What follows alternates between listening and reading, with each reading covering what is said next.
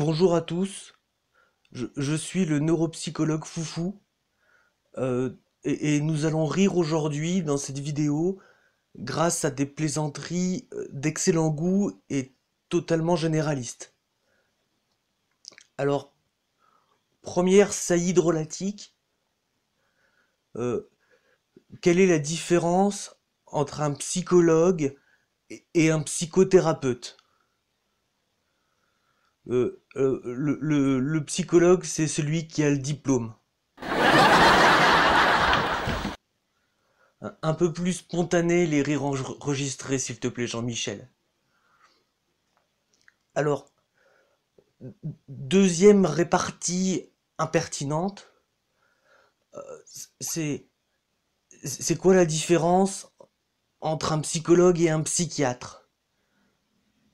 Ben, le psychologue, on le paye une fois, et le psychiatre, on le paye deux fois. D'abord, quand il fait son dépassement d'honoraires, et puis après avec vos impôts, quand il est remboursé par la Sécu.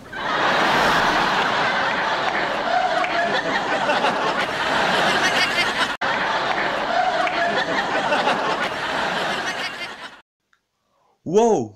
Non mais qu'est-ce que tu racontes là? C'est n'importe quoi!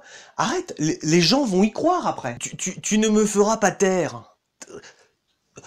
Troisième gag désopilant. Comment on fait la différence entre Elisabeth Roudinesco et un chou romanesco? Non mais là tu me laisses pas le choix, hein. Je dois te couper au montage.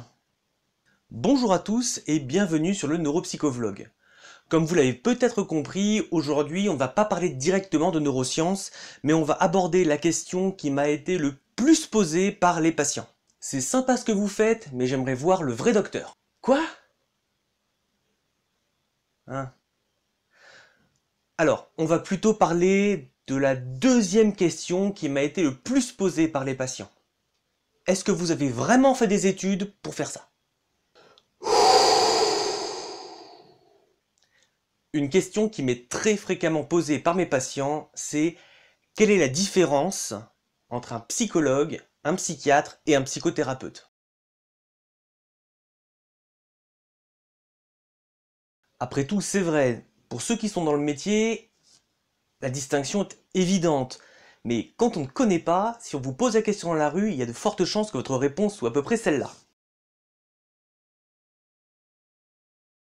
Après tout, les métiers du psy, ça fait un peu peur, c'est pas très connu, et on se demande parfois quelle est leur légitimité ou leur spécificité. Et l'objectif de cette vidéo aujourd'hui, c'est justement d'essayer de clarifier un petit peu les distinctions entre les psychiatres, les psychologues, les neuropsychologues, les psychothérapeutes et un peu les psychanalystes. Première profession, les psychiatres. Les psychiatres sont des médecins, des docteurs en médecine, ayant fait une spécialité en psychiatrie et traitant les pathologies mentales. En tant que médecins, ils sont habilités à prescrire des médicaments et certains de leurs actes peuvent être remboursés par la sécurité sociale. Deuxième profession, les psychologues. Les psychologues sont des professionnels de la psychologie ou d'une de ses sous-disciplines disposant au minimum d'un master en psychologie. Bien que les psychologues puissent être docteurs en psychologie, ils ne sont pas médecins et ne peuvent donc délivrer, prescrire de médicaments. De même, si certaines mutuelles remboursent certains actes psychologiques, ils ne sont pas remboursés par la sécurité sociale. Alors, quid des neuropsychologues, me direz-vous? Hum Hum Ah ouais, les neuropsychologues, tout ça, ouais. M'aide pas, surtout. En France, les neuropsychologues n'existent pas comme métier à part entière. Dans beaucoup d'autres pays, les neuropsychologues, la neuropsychologie, c'est une profession spécifique. En France, un neuropsychologue, c'est un psychologue spécialisé en neuropsychologie. Non, mais tu gères super bien tout seul. Le titre de psychanalyste est un petit peu différent. Déjà, il n'est pas légalement protégé. Ensuite, il n'y a pas de diplôme qui le valide spécifiquement. Il existe des diplômes portant la mention psychanalyse, mais pour pouvoir se dire psychanalyste, il faut être reconnu comme tel par l'Association française de psychanalyse. Le psychanalyste utilise spécifiquement la théorie psychanalytique comme cadre de référence théorique et la méthode développée par Sigmund Freud comme méthode thérapeutique. Le cas des psychothérapeutes est un petit peu particulier puisqu'il s'agit d'un titre qui a évolué au cours du temps. À l'origine, le titre psychothérapeute n'était pas protégé et donc tout un chacun pouvait se revendiquer psychothérapeute. En 2004, puis en 2010, la loi a encadré le titre de psychothérapeute. À présent, pour être psychothérapeute, il faut pouvoir justifier d'un bac+5 en psychologie, d'un master avec la mention psychanalyse ou d'un doctorat en psychiatrie. Les psychothérapeutes qui ne remplissent pas ces critères ont changé de titre et s'appellent à présent les psychopraticiens. Il faut savoir que pour être psychothérapeute, il faut être inscrit au registre national de psychothérapie.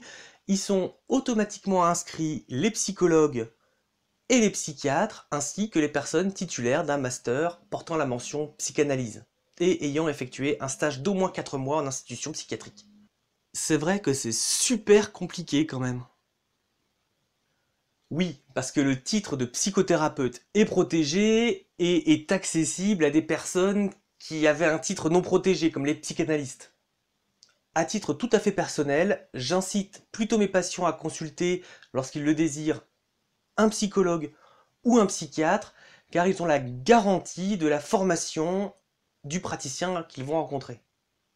Voilà, cette vidéo est terminée, elle a été un peu plus courte que les vidéos précédentes, elle était sur un sujet un peu particulier, mais que je pense qu'il était important d'aborder.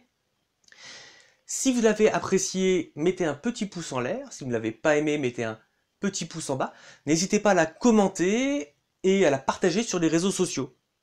Ouais, ben, elle est nulle ton émission, personne n'a rigolé. Hein. Ouais, je m'en vais. Hein. Attends, juste, c'est quoi la différence entre la psychanalyste et le chou? Hein, le chou ne se plante qu'une fois par an? Navrant. À bientôt pour une prochaine vidéo.